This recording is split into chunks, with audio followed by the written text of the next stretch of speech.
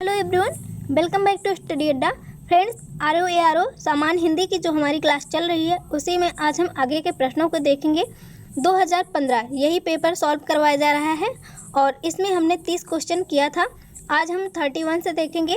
तो वीडियो बहुत ही इंपॉर्टेंट होगी आपके एग्जाम के लिए, तो वीडियो को पूरा वॉच कीजिएगा और अपने दोस्तों तक ज़रूर शेयर कीजिए जिससे उनकी भी हेल्प हो सके। तो देखते हैं आज के 31 क्वेश्चन को। 31 क्वेश्चन क्या है? स्पृष्ट का विलोम शब्द है। ऑप्शन ए स्पृष्ट, अस्पृष्ट, अस्पृष्ट, अस्पृष्ट। तो इसका आंसर क्या होगा? 31 का आंसर होगा ऑप्शन डी। स्पृष्ट का विलोम शब्द है अस्पृष्ट। ऑप्शन डी इस क्वेश्चन में सही है। नेक्स्ट देखते हैं 32 क्या है? अज्ञ का विलोम शब्द है। ऑप्शन ए विज्ञ, बी यज्ञ, सी सर्वज्ञ, डी अनज्ञ। क्वेश्चन बहुत ही इंपॉर्टेंट है ये भी आपके एग्जाम के लिए। तो अज्ञ का विलोम शब्द है विज्ञ। ऑप्शन ए इस क्वेश्चन में सही है। नेक्स्ट देखते हैं, नेक्स्ट क्या है? 33 गौरव को विलोम शब्द है। बहुत ज़्यादा पूछा जाता है ये एग्जाम में। ऑप्शन ए लाघव, बी लघुत्त, सी लघुता, डी लघुत्तम। तो इसका आंसर क्या होगा? इसका आंसर होगा गौरव का लाघव होता है। ऑप्शन ए इस क्वेश्चन में सही है। जितने प्रश्न बताए जा रहे हैं ये बहुत ही इंपॉर्टेंट है। नेक्स्ट देखते हैं 34 क्या है? बहिरंग का विलोम शब्द है। ये भी क्वेश्चन बहुत ज़्यादा इंपॉर्टेंट है और बहुत ज़्यादा एग्जाम में पूछे जाते हैं। सर्वांग, अंतरंग, चतुरंग, बी अभयंग। तो इसका आंसर क्या होगा? बहिरंग का विलोम शब्द होता है अंतरंग। ऑप्शन बी इस क्वेश्चन में सही है। नेक्स्ट देखते हैं, नेक्स्ट क्या है? 35 ग्रस्त का विलोम शब्द है। ऑप्शन ए सुप्त, बी ग्राह, सी मुक्त, डी लुप्त। तो इसका आंसर क्या होगा? इसका आंसर होगा ऑप्शन सी मुक्त। ग्रस्त मतलब किसी में जकड़ा हुआ और मुक्त मतलब खोल देना, स्वतंत्र कर देना। तो ग्रस्त का विलोम शब्द होगा मुक्त। नेक्स्ट देखते हैं 36 निम्नलिखित वाक्यों में शुद्ध वाक्य है। ऑप्शन ए मेरे घर के पास एक हलवाई की दुकान है, बी मेरे घर के पास एक हलवाई की दुकान स्थित है, सी मेरे घर के पास एक हलवाइयों की दुकान है, डी मेरे घर के पास हलवाई की एक दुकान है। तो 36 का आंसर होगा ऑप्शन डी, मेरे घर के पास हलवाई की एक दुकान है। जब भी शुद्ध वाक्य पूछे जाते हैं तो हलवाइयों तो होगा नहीं और स्थित है ऐसा भी नहीं है। मेरे घर के पास एक दुकान है, इसका सही आंसर जो देखा जा रहा है तो ये यही है, ऑप्शन डी। नेक्स्ट देखते हैं 37 क्या है? निम्नलिखित वाक्यों में से शुद्ध वाक्य है। ऑप्शन ए श्री कृष्ण के अनेकों नाम हैं। भगवान श्री कृष्ण के अनेकों नाम का उल्लेख मिलता है। श्री कृष्ण को अनेकों नामों से पुकारा जाता है। श्री कृष्ण के अनेक नाम हैं। तो 37 का आंसर होगा ऑप्शन डी। ऐसे क्वेश्चन गलत होने के चांसेस भी ज़्यादा रहते हैं, तो याद रखिएगा श्री कृष्ण के अनेक नाम हैं। अनेकों जहाँ भी दिखे आपको वो कट करना है। और आप देख रहे हैं यहाँ तीनों में कॉमन है अनेकों, लेकिन श्री कृष्ण के अनेक नाम हैं, अनेकों नाम नहीं होगा। तो ऑप्शन डी इस तरह से सही है। नेक्स्ट देखते हैं 38 क्या है? निम्नलिखित वाक्यों में शुद्ध वाक्य है। देखो फूलों पर भंवरे भिनभिना रहे हैं, बी देखो फूलों पर भंवरे गुंजार कर रहे हैं, देखो फूलों के ऊपर भंवरे गुंजारते हैं, डी क्या होगा? देखो फूलों के ऊपर भंवरे भिनभिना रहे हैं। तो 38 का आंसर होगा ऑप्शन बी, देखो फूलों पर भंवरे गुंजार कर रहे हैं। ऑप्शन डी इस क्वेश्चन में सही है। भिनभिनाना गलत वर्ड ही है, ये नहीं होगा। यहाँ पे भी भिनभिनाना है और गुंजारते हैं ये कोई शब्द नहीं है। तो इस तरह से आप देख रहे हैं कि देखो फूलों पर भंवरे गुंजार कर रहे हैं। ऑप्शन बी इस क्वेश्चन में सही है। नेक्स्ट देखते हैं, नेक्स्ट क्या है? निम्नलिखित वाक्यों में शुद्ध वाक्य है। उसकी शंका का निवारण हो गया है, उसकी शंका समाप्त हो गई है, उसकी शंका का समाधान हो गया है, उन्हें अब शंका नहीं रही है। तो 39 का आंसर क्या होगा? 39 का आंसर होगा ऑप्शन सी, उसकी शंका का समाधान हो गया है। समाप्त हो गई है ये नहीं होगा, निवारण भी कोई शब्द नहीं है और शंका नहीं रही तो ये भी नहीं होगा। इसका सही आंसर सटीक जो होगा उसकी शंका का समाधान हो गया है। ऑप्शन सी इस क्वेश्चन में सही है। नेक्स्ट देखते हैं 40 क्वेश्चन क्या है? शुद्ध संयुक्त वाक्य का उदाहरण है। मैं परीक्षा देने के लिए इलाहाबाद जा रहा हूँ, बी मुझे परीक्षा देनी है अतः दिल्ली जा रहा हूँ, सी मुझे परीक्षा देनी है और मैं गोरखपुर जा रहा हूँ, डी मैं वाराणसी जा रहा हूँ क्योंकि मुझे परीक्षा देनी है। तो 40 का आंसर होगा ऑप्शन सी। ऑप्शन सी इस क्वेश्चन में सही है। इसका सही आंसर होगा मुझे परीक्षा देनी है और मैं गोरखपुर जा रहा हूँ। नेक्स्ट देखते हैं 41 क्या है। निम्नलिखित में से शुद्ध वर्तनी वाला शब्द है। ऑप्शन ए कलेश, बी कलेश, सी क्लेश, डी क्लेश। तो इसका आंसर क्या होगा। बहुत ज़्यादा ये क्वेश्चन शुद्ध वर्तनी वाले पूछे जाते हैं, तो इसका आंसर होगा ऑप्शन सी। क्लेश किस तरह से लिखा जाता है। शुद्ध वर्तनी, वर्तनी मतलब होता है लिखना, और लिखने में कौन सा किस तरह से क्लेश लिखा जाता है, तो क्लेश इसी तरह से लिखा जाता है। तो ऑप्शन सी इस क्वेश्चन में सही है। नेक्स्ट देखते हैं। नेक्स्ट क्या है 42। निम्नलिखित में से शुद्ध वर्तनी वाला शब्द है। ऑप्शन ए श्रृंगार, श्रृंगार, श्रृंगार, श्रृंगार। तो इसका आंसर क्या होगा। Option C. श्रृंगार जब भी लिखा जाता है तो इस तरह से लिखा जाता है। ऑप्शन सी इस क्वेश्चन में सही है।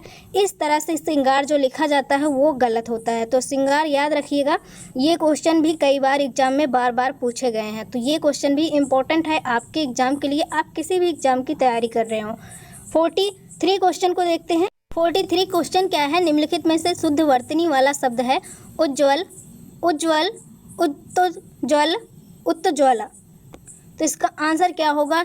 ये भी क्वेश्चन कई बार एग्जाम में पूछा गया है और इस क्वेश्चन में कन्फ्यूजन बहुत ज़्यादा होती है। तो याद रखिएगा उज्ज्वल इस तरह से लिखा जाता है, दोनों आधा जा ही होते हैं। उज्ज्वल इसी तरह से लिखा जाता है, तो याद रखिएगा उज्ज्वल ये सही है और जो हैं लिखे गए हैं वो गलत हैं। ऑप्शन बी इस क्वेश्चन में सही है। नेक्स्ट देखते हैं। नेक्स्ट क्या है। निम्नलिखित में से शुद्ध वर्तनी वाला शब्द है। हिरण्यकश्यप, हिरण्यकश्यप, हिरण्यकश्यप, हिरण्यकश्यप। तो ये याद रखिएगा, ये भी पूछा गया है। बीएड एंट्रेंस एग्जाम में ये पूछा गया है और एसएससी एग्जाम में भी ऐसे क्वेश्चन आ जाते हैं। टेट, सुपर टेट में तो आते ही हैं। वनडे एग्जाम में ये मोस्टली क्वेश्चन पूछा गया है हिंदी के पेपर में, जब भी हिंदी का पेपर है, क्योंकि ये थोड़ा सा टफ है। इसका सही जो ऑप्शन होगा ऑप्शन बी हिरण्यकश्यप होता है, हिरण्यकश्यप नहीं होता है। तो ये मत लगाइएगा, ये लगाइएगा ऑप्शन बी इस क्वेश्चन में 44 का सही है। नेक्स्ट देखते हैं 45 क्या है। निम्नलिखित में से शुद्ध वर्तनी वाला शब्द है। ऑप्शन ए कवित्री, कवित्री, कवियत्री, कवियत्री। तो इसका आंसर क्या होगा। 45 का आंसर होगा ऑप्शन ए। बहुत ज़्यादा ये भी पूछा जाता है कि कवित्री का शुद्ध वर्तनी क्या होगा, तो कवित्री मत करिएगा, कवित्री होता है। इस तरह से आप याद रख सकते हैं। ऑप्शन ए इस क्वेश्चन में सही है। 45 का ऑप्शन ए सही है। नेक्स्ट देखते हैं। कनिष्ठ और कनिष्ठिका और मध्यमा के बीच की उंगली को क्या कहते हैं। ऑप्शन ए अनामी, बी अनीमिका, सी अनामिका, अनामिका, डी अनामिका। तो इसका आंसर होगा ऑप्शन डी। अनामिका कहा जाता है कनिष्ठिका और मध्यमा के बीच की उंगली को। ऑप्शन डी इस क्वेश्चन में सही है। ऐसे क्वेश्चन यूपी टेट में भी पूछे जा सकते हैं। 46 का ऑप्शन डी। नेक्स्ट देखते हैं 47। जिसके पेट में माँ ने रस्सी दाम बांध दी हो उसे कहते हैं दमाद, तो नहीं कहा जाएगा। दमाद इतर ये भी नहीं कहा जाएगा, दाम ये भी नहीं कहा जाएगा। तो इसका सही आंसर होगा दामोदर। जिसके पेट में माँ ने रस्सी बांधी थी वो दामोदर हैं, अर्थात भगवान श्री कृष्ण। नेक्स्ट देखते हैं। पीछे पीछे चलने वाला वाक्यांश के लिए एक शब्द है। अनुचर, अनुगामी, अनुवर्ती, अनुगमनी। तो 48 का आंसर होगा ऑप्शन सी। अनुवर्ती होता है जो पीछे पीछे चलने वाला होता है। ऑप्शन सी इस क्वेश्चन में सही है। नेक्स्ट देखते हैं 49। जिसकी कोई कीमत ना हो सके वाक्यांश के लिए एक शब्द है। ऑप्शन ए कीमती, बी अमूल्य, सी बहुमूल्य, डी इनमें से कोई नहीं। तो जिसकी कोई कीमत ना हो सके उसका क्या आंसर होगा। ऑप्शन बी इस क्वेश्चन में सही है। जिसकी कोई कीमत ही ना हो उसे अमूल्य कहा जाता है। ऑप्शन बी इस क्वेश्चन में सही है। नेक्स्ट देखते हैं। थोड़ा नपा तुला भोजन करने वाला वाक्यांश के लिए उपयुक्त शब्द है। ऑप्शन ए मितव्ययी, बी मितव्यय, सी मिताहारी, डी मितहारीन। तो इसका आंसर क्या होगा। 50 का आंसर होगा मिताहारी। जो थोड़ा नपा तुला भोजन करने वाला होता है उसके लिए एक वाक्यांश शब्द क्या है, मिताहारी। ऑप्शन सी इस क्वेश्चन में सही है। नेक्स्ट देखते हैं गुरु के समीप रहकर अध्ययन करने वाला के लिए एक शब्द है शिष्य, आश्रमवासी, सी विद्यार्थी, डी अंतेवासी। तो इसका आंसर क्या होगा? जो गुरु के समीप रहकर अध्ययन करने वाला होता है उसे अंतेवासी कहा जाता है। ऑप्शन डी इस क्वेश्चन में सही है। नेक्स्ट देखते हैं, नेक्स्ट क्या है? जिसके हृदय पर आघात हुआ हो वाक्यांश के लिए एक उपयुक्त शब्द है, क्या है?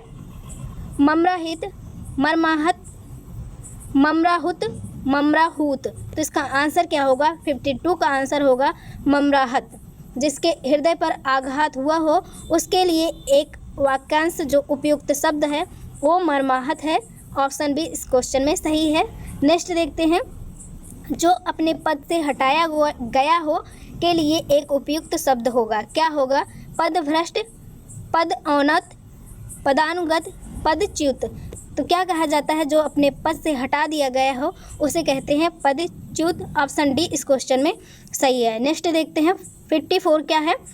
जिसे किसी वस्तु की स्पृहा न हो के लिए एक उपयुक्त शब्द होगा निस्पृहा, निस्पृह, निस्पृह, निस्पृहीन। तो इसका आंसर क्या होगा? 54 का आंसर होगा ऑप्शन बी।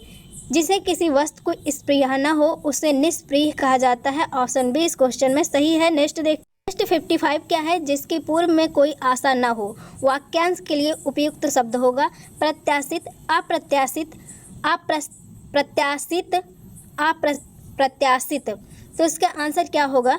ये क्वेश्चन भी बहुत बार पूछा गया है एग्जाम में। तो इसका आंसर होगा अप्रत्याशित कहा जाता है जिसकी पूर्व में कोई आशा ना हो। ऑप्शन डी इस क्वेश्चन में सही है। नेक्स्ट देखते हैं 56 क्या है? मक्खी शब्द का तत्सम रूप है। ऑप्शन ए मच्छिका, बी माछी, सी मच्छी, डी मच्छिका।